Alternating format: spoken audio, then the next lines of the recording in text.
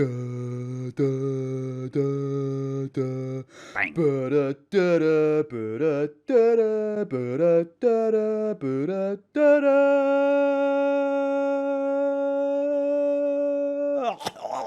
A fly went in my mouth. I'm not kidding. A fly went in my mouth. What comes to mind when I ask you for a game that embodies the PS1? Something that's not only representative of that era in gaming, but shares qualities with other PS1 exclusives. You could say Crash Bandicoot with its rebellious, not on Nintendo attitude and unique take on 3D platforming. Or a Wipeout, a gaming staple whose soundtrack, aesthetic, and blistering speed made the PS1 hardware feel like it was from the future. What about the other end of the spectrum? A game that oozes PS1-ness but is neither a classic nor unique. It lands firmly in the well-populated subsection of mediocre PS1 licensed titles. It's not so bad it's good. It's not so bad you'll regret playing it. It's really not bad at all, but to say any part of it, like the controls or voice acting, is very PS1, would be plenty enough to tell other PlayStation vets what they're in for. This is where I find myself when trying to describe 007 Tomorrow Never Dies. The ones where you start describing them and the laundry list of minute flaws you go over comes across as some great affront to your gaming sensibilities. The person you're talking to responds, "Wow, that game sounds like a real piece of shit." And so you backpedal your opinion to downplay all the complaints you just loudly rattled off while the concerned Taco Bell cashier calls for their manager. Tomorrow Never Dies, or Tendi, is Pierce Brosnan's second and second best Bond flick. The PS1 tie-in game has been very well reviewed here on YouTube, and I have to say, for anyone interested in making videos about older games, the James Bond titles are great to start with. They're quick to finish and easy to talk about. Who cares if you say something that's already been said? Go on and get your feet wet. Have fun with it. The game begins with a briefing from M through this PlayStation. This is a PlayStation with a screen. We start off in the mountains just before the opening of the movie. A bit of pre-action to the pre-credits action, as it were. Bond is tasked with some job security by laser designating a satellite dish that's spying on British GPS. Aesthetically, we're greeted with a well-rounded first impression. Fresh snow gently falls around us and has left a light dusting on the trees. The diffused hues of blue on the ground and fiery orange in the clouds clue us into an unseen sunrise. The relaxed tempo of a twangy Bond theme asks us to take it slow. A trail of packed snow crunches under our boots and guides us to a gate. The heavy clothes and visible breath of our soon-to-be dispatched foes completes the point of sale that it's damned cold. Bond has no visible breath, which confirms he's an android. Everything coming together like this to set a mood isn't present throughout the playthrough, but it's executed best right here before the player has pressed a button. Speaking of pressing buttons, I did want to dive into the controls right away, but I think it's unavoidable. Button layout is standard for the generation: D-pad or left analog to walk and turn, shoulder buttons to strafe, and X to fire. All you have to do is point Bond in the direction of an enemy and he'll auto-aim as indicated by the giant crosshair. Instinct tells us to circle strafe. Doing so ruins your accuracy and burns through ammo. If your target is strafing, forget about it. All your shots are going to miss. The circle button does snap your camera to the nearest enemy, but it's not a lock-on. Minimizing movement and waiting for targets to stop means getting shot. A lot. So be sure to use your infinite ammo PK7 to scour for hidden medkits and extra lives. More on those later. There are other minor annoyances to the combat, but I'll save those for later. I don't want to front load the review with all the negatives. We get a sniper rifle and... hey, look at that! The action pauses when I swap weapons and gadgets. Are you taking notes, Disruptor and Black Cat? Good job! The sniper is cumbersome to use, but show me a sniper rifle on the PS1 that isn't. The mission briefing told us we're at a military outpost on the Russian border. Keywords being military outpost, and not terrorist outpost. To me that says we're in Russia, killing Russians, and about to blow up an installation they think England doesn't know about. I wonder how the Russian general who's hanging out at Mission Control feels about all of this. We have the election in Moscow next week. The president said any loss of life is unacceptable. After destroying the dish, we're treated to the first of two skiing segments.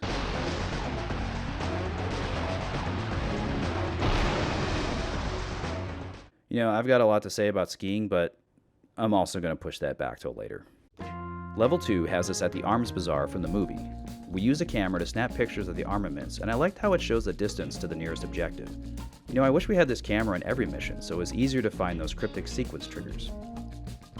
While not strictly necessary, I enjoyed throwing explosives on the trucks like you did in the movie. And like the movie, all we need to do is escape in the jet. But first we need a key. Pick up the key. Bond, for the love of funk, pick up the key. Oh, holy crap, I'm almost out of time. Get in that fucking jet. You are going to die. Get in the plane. It's a weird thing I'm about to say, but sometimes clumsy controls can make a sequence more intense. We shoot up the place, take off, and are treated to the opening credits. This is great, I'm drawing a blank if other Bond games did this. It's also pretty cool the developers were able to put their names over it. The sinking of the Devonshire happens off screen, and our next briefing is to go underwater. Our next briefing is to go undercover at the Carver Media launch party. Last night, the British naval vessel Devonshire was sunk in the South China Sea. We believe Elliot Carver may have played a part, since his newspaper Tomorrow printed the story before our intelligence team had received a full report. Carver is hosting a large party tonight, and will be busy broadcasting the launch of his global satellite network. His wife, Paris, might have some knowledge of his dealings. Perhaps you can pump her for information. I love that. 007, one of Her Majesty's boats was sunk and some wanker put it in his newspaper. As you can imagine, this is quite an embarrassment for the Crown. Be a dear and go fuck his wife.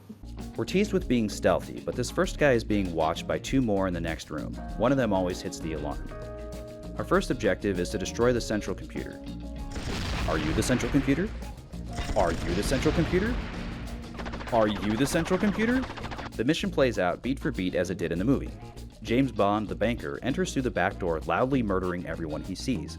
Upon entering the lively party of one whole person, Bond questions Carter's wife in a room where he somehow doesn't get the sense Carver is watching.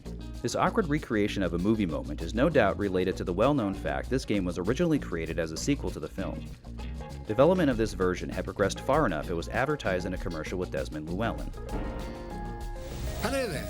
As with most stories involving focus groups, feedback resulted in Black Ops having to scrap a bunch of the sequel work and instead make new levels from the movie. I wonder if people gave this feedback after playing the game or just taking a survey. Either way, no project benefits from having its design changed mid-development. The scars of this are visible throughout the playthrough, with the biggest one being the story. We're escorted out of the party, use the sonic cufflinks from the film, and upon destroying the computer, get this super sweet lighting change. Seriously, the lighting in parts of this game is delightful, and the mood I get from these environments is well worth any poorly aged gameplay. I have no idea what counts as a stealth kill in this game. Alright, I have a confession. I wasn't listening when M briefed me about this next mission. Something about a techno-terrorist? It's another would-be stealth mission, if not for the scripted spawning of aggressive AI. Speaking of AI,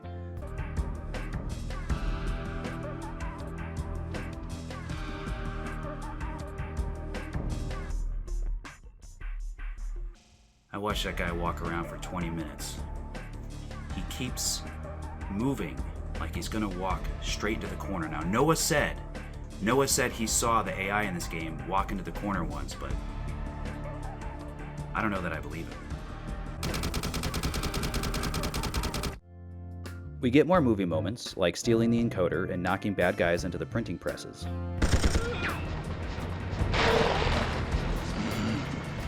That sounds good.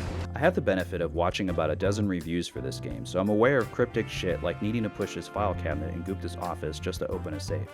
I do appreciate that I'm blocked from exiting a stage if I've not completed the objectives. I'd rather backtrack than fail and start all over again. Curiously, Wei Lin was absent from the party and is a no-show here as well. Instead of getting a call from Carver that his wife is in our hotel room, M gives us the night off to fuck her again. For now, you have the night off. I see you have an appointment to pump Paris Carver tonight at the Hotel Atlantic. Why don't you go there and pump her for information? The hotel itself is looking like an 80s dystopian nightmare, or Texas CPAC wet dream, with every employee packing serious heat. Can I help you, Mr. Bond? I'm looking for Paris Carver. Have you seen her? Yes, I believe she's waiting in your suite. And your presence is required there as well. If my presence is requested in my room, why is everyone trying to kill me before I get there? Why is the elevator disabled?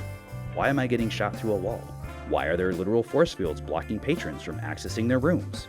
Stop asking stupid questions. Upon reaching the room, we're blessed with my favorite boss fight music in a Bond game. Hiding won't help you. I love to reload.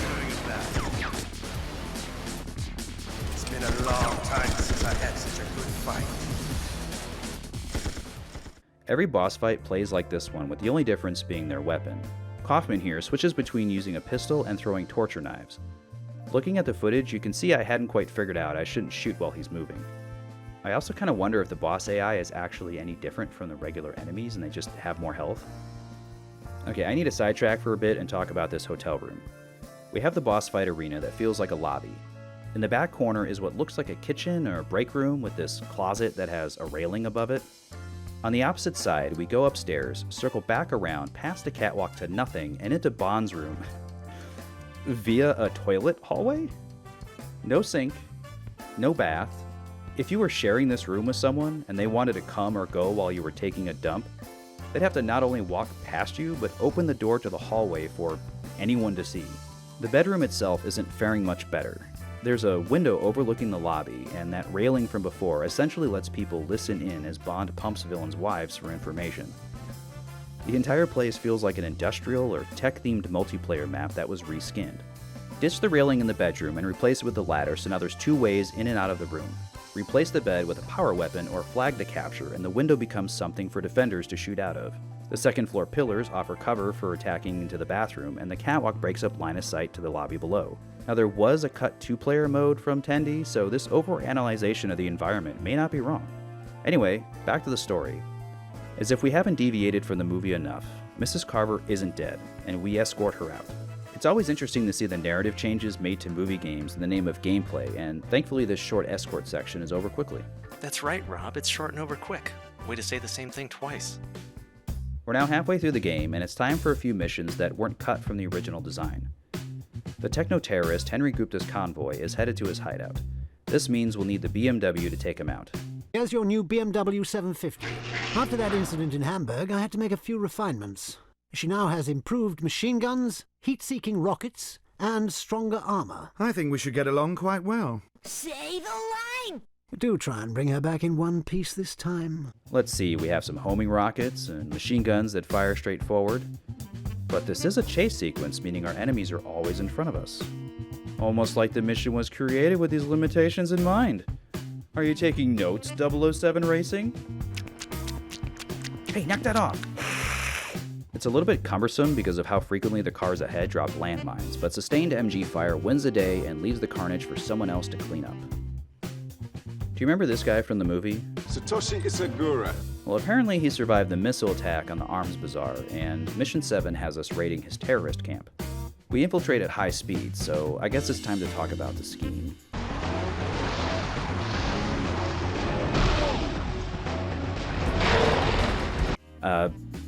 It's boring.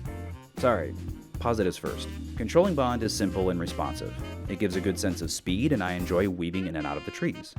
We also have the timeless satisfaction of idiots running into things. Anytime Bond catches even the tiniest amount of hang time, he automatically performs a trick. I stress, the player has no control over this, and it's no fun wiping out. Enemies do it too, which gives the whole thing a James Bond the Musical kind of vibe.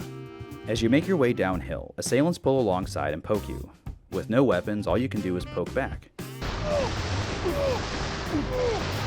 Either give me a gun to mow dudes down, or let me concentrate on the challenge of dodging obstacles and hitting jumps at high speed. Upon reaching the terrorist camp, we're not given the chance to move before someone is shooting at us. One of my favorite things to do in a video game is kick open doors. What's taking those assholes so long? We get to do that here and nowhere else in the game. It's also pretty flaccid. The stage highlights problems I've been seeing the whole time, namely, how enemies can see through walls, clip through walls, and love to spawn directly behind you. Just realized I was into the boss fight. I should have been saving my hammer.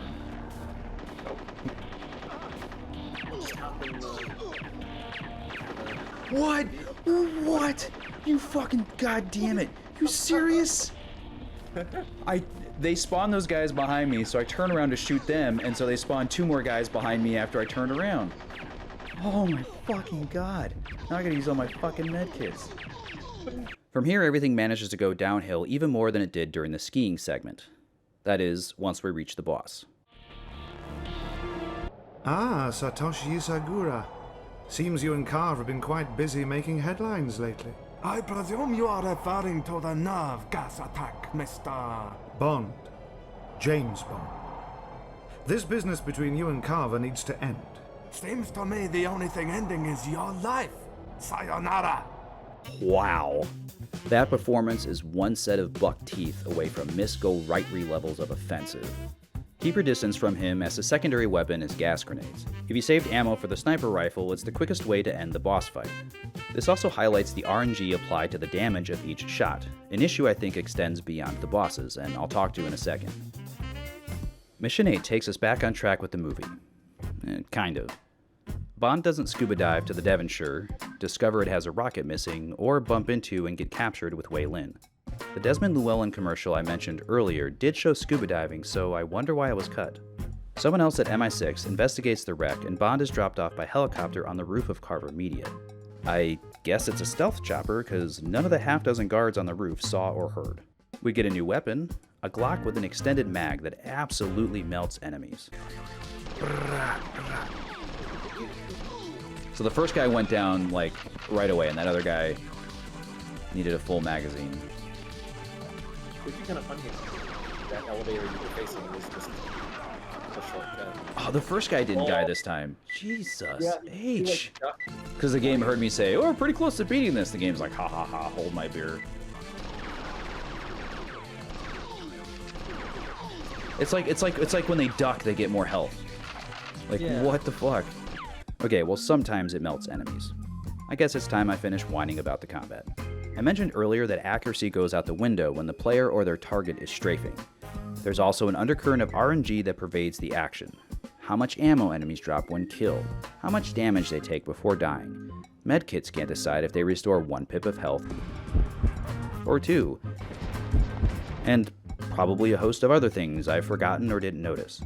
Other minor annoyances that add up are how you briefly lose control every time Bond winces from being shot. There's no reload button, so you'll be shooting the ground after every firefight. You can lean while using precision aiming, but this isn't the same as taking cover. All these issues congeal into an experience that feels cheap and unfair, but not to a degree that I wanted to give up. As is usually the case with me in these bargain bin action games, I managed to acclimate and enjoy myself despite all this. It wound up feeling rewarding to have gotten proficient at a game that by simple pro-con list should have died by 1,000 cuts. With a bolstered confidence, I immediately started a second playthrough on 007 difficulty. I played even more aggressively this time and thought for sure I'd beat the game in about an hour. That is, until I got to Carver Tower. Tendi has a live system. When you die, you resurrect where you were standing, like a license to kill Deadpool. Or just Deadpool. There are no checkpoints, so game over means you load your save. On a new game, you have 4 lives, and if you want more, you just seek out these 007 icons. I wasn't paying attention and assumed your lives reset with each mission. When playing on 007, you of course take more damage and die more often. I'm convinced Stage 8 Carver Tower is impossible to beat without dying at least twice. You can replay any stage and pick up a life token, but you then have to bring that life forward by replaying every stage that comes after it. So you might as well start a whole new game. So unless you're using an emulator to rewind after bad RNG, you're not getting past Carver Tower without a handful of extra lives. So let's talk about why that is. Even though I enjoy the architecture, some of these ceilings really speak to me. The environment is mostly straight hallways with no cover. Everyone has automatic weapons, and they usually come in pairs. The mission is front-loaded with armor, but you'll have lost it all before getting off the roof. It still manages to be enjoyable because holy cow, no level has given the player this much ammo. That is until you're captured and it's all taken away.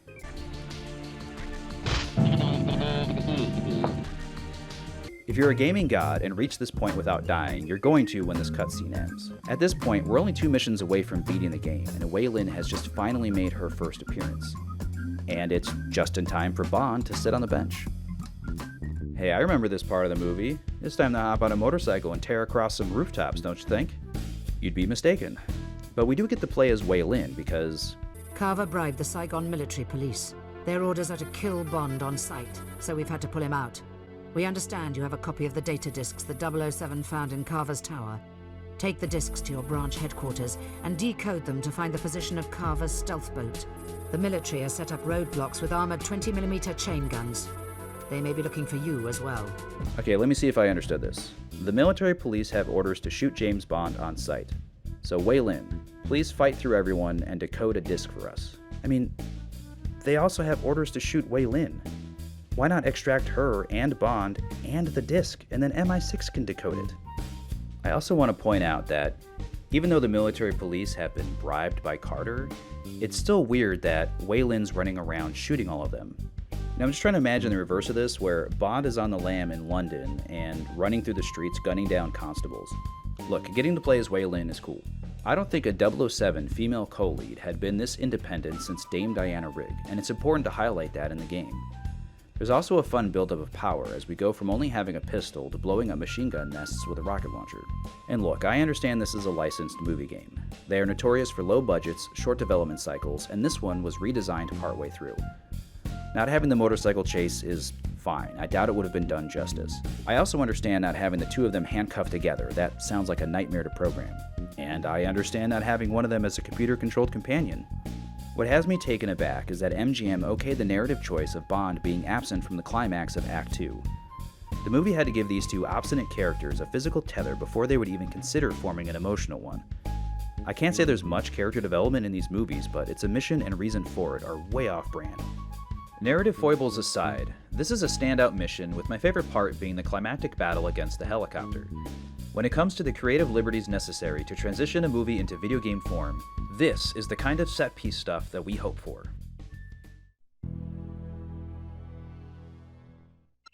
See if you can find the engine room and stop this boat. I know what to do. Right, I'll look for a communications terminal and relay our position. James, be careful.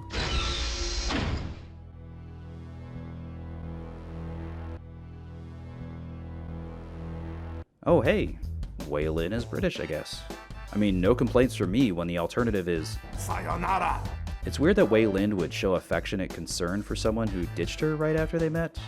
Bond's lack of response makes it seem like he agrees. In fact, he's probably thinking, he can talk! The stealth boat is another strong mission, both in gameplay and appearance.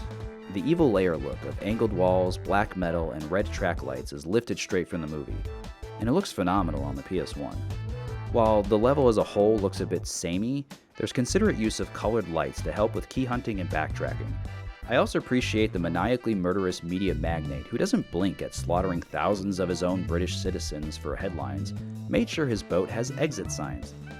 As we make our way to sending a dispatch to the Royal Navy, Wei Lin is captured. Because of course she was. Busting her out means fighting Herr Stamper in a supply closet. I assume the idea is to strafe left and right to dodge his grenades, but as you can see, the boxes are blocking all my bullets. You'll once again have to go against your instincts and get right in the face of someone with a grenade launcher. Okay, technically not the worst idea, as these are supposed to have a minimum arming range, but we're talking about a video game here. From here we make it to the bridge and the main hold of the ship. It looks like they did their best to recreate the layout at scale, though it feels larger to me. Carver teases Bond with one of the better one-liners in the game. Mr. Bond, still trying to write a happy ending? Too bad you're missing the key part of the story. I'm afraid you'll need this to disarm the missile. Then it's off to fight Carter in another closet. I mean, it's not like they built a giant room they could have used as a boss arena or anything. This should punch up my headlines for tomorrow. I think your story's over, Elliot. Far from it, you ignorant fool. You see, I've set this boat to self-destruct in 3 minutes. You'll never escape in time. Tomorrow never dies. With Carver soon to be swimming with the fish, all that's left is to escape. Let's go! Hold on! Wow, how remarkably underwhelming. Now, if I had beat it on 007 difficulty, all I would have gotten is another rendition of the theme song with a gameplay montage. Video game adaptations of movies must take creative liberty with the source material for the sake of gameplay, hardware limitations, and a playthrough length that needs to exceed the movie's runtime. It's a bitter irony the powers that be forced Black Ops to butcher their work on a sequel to focus on recreating scenes from the movie, when we can clearly see the final product wound up straying pretty hard from the original narrative. Except for the Arms Bazaar, the coolest scenes in the movie are missing. The set pieces that replace them are underwhelming. I can't tell if the shooting mechanics are buggy or working as intended. Although I have doubts a designer would give the player infinite ammo for any weapon if that were the case. It's still plenty playable for anyone willing to acclimate to pre-dual analog layouts, but whether or not it's fun is going to depend on your tolerance for simple run-and-gun gameplay, or stand-and-shoot gameplay in Tendy's case. At the end of the day, if all the wrinkles were ironed out, we'd still end up with a movie tie-in shooter that hangs firmly on the "it's fine" rack. Like with 007 Racing before it, I can imagine developers were excited for a chance to work with the Bond license.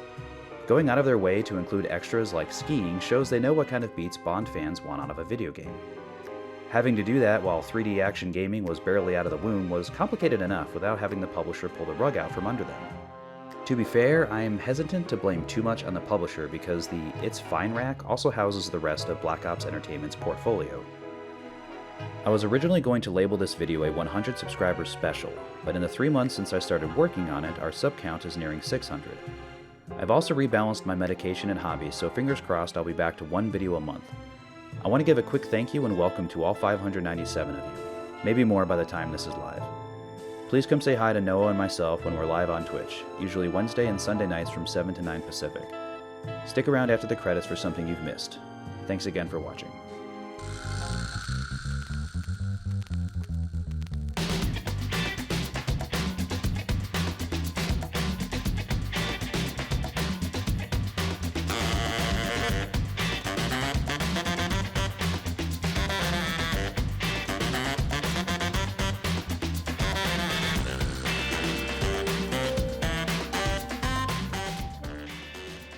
Check it out, you can review Tendy without mentioning GoldenEye.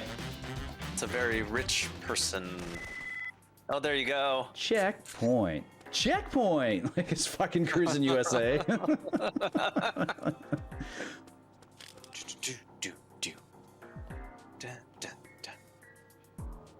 Hey, what's your biggest fear? I don't know, probably getting shot in the face by someone. I don't see it coming. Holy fuck, he was right. That fortune teller was right. It's just the dude's clothing blends in with the ground, so it looks like he's just a pile of body parts. Ugh. What are you talking about, the paint? Well, yeah. There's clothing? I just see, like, I don't know, like... Dude on the right, he's got 2 arms and a head, and a beard. Oh! Hey, I'm busy looking at art. Man, situational awareness was not in the training brochure. Putting on a flak jacket and a robe. That was the extent of their training. And not eating the scientist's Go-Gurt, you know, like, hands off the Go-Gurt. I will poison everyone at this company if anyone eats my yogurt again.